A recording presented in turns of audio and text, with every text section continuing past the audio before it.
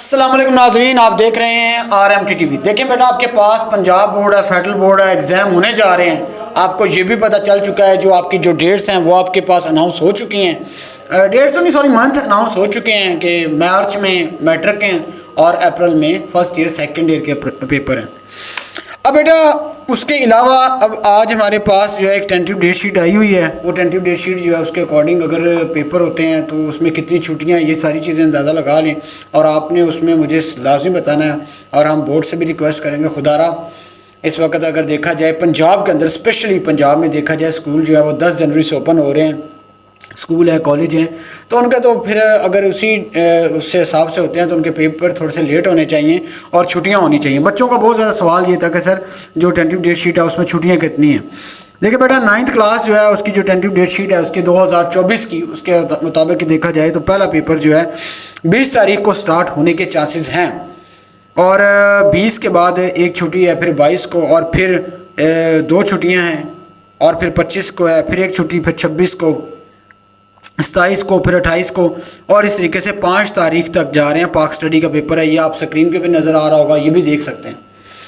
अब ये तो था 9th का, और 10th की अगर बात की जाए तो 4 तारीख जो है उससे आपके 10th के स्टार्ट हो जाएंगे पेपर। तो उसका पहला पेपर भी इंग्लिश का, फिर इसी तरीके से केमिस्ट्री और फिज़िक्स, इस्लामियात, मैथ, पाक स्टडी, बायोलॉजी और उसके अलावा उर्दू। तो अब सवाल ये पैदा होता है कि अगर यही टेंटिव डेट शीट आती है तो उसमें छुट्टियां बहुत कम दे रखी हैं।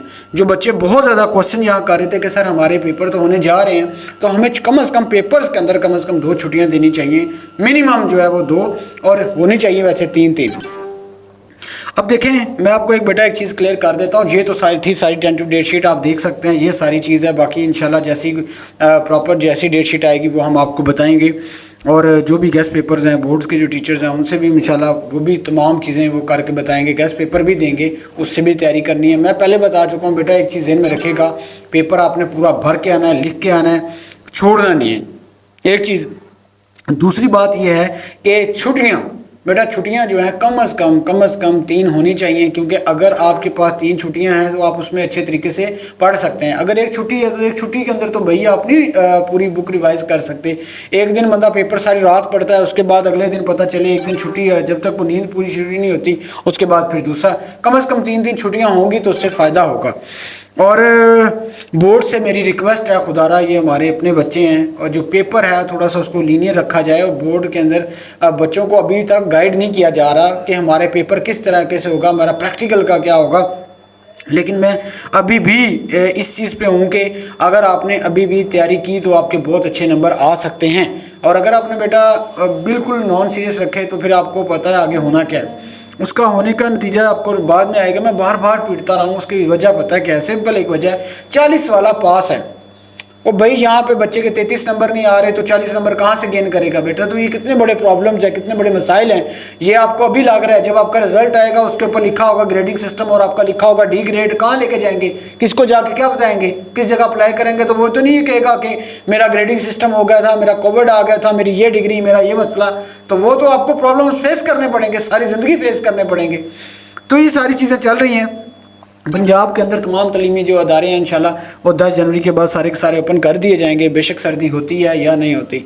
हाँ, एक और चीज़ भी है, कोविड केसेस जो है, कोरोना के जो केसेस हैं वो भी 2-4 का इजाफा होने के केसेस आए हैं। और ये इस तरह के आते रहते हैं, इतना खैर वो नहीं है। बच्चे 1-2 पूछे थे कि सर क्या दोबारा छुट्टियाँ या कोई ऐसी चीज़ हो सकती है? तो बेटा ऐसा कुछ भी नहीं हो सकता। अभी आपने तैयारी करनी है, अभी आपने तैयारी करनी है।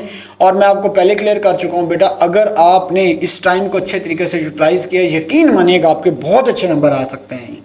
यार खैर है, 1 सप्ली आ गया, 2 सप्ली आ गया, उसको इम्प्रूव कर लो, कोई बड़ा मसला नहीं है।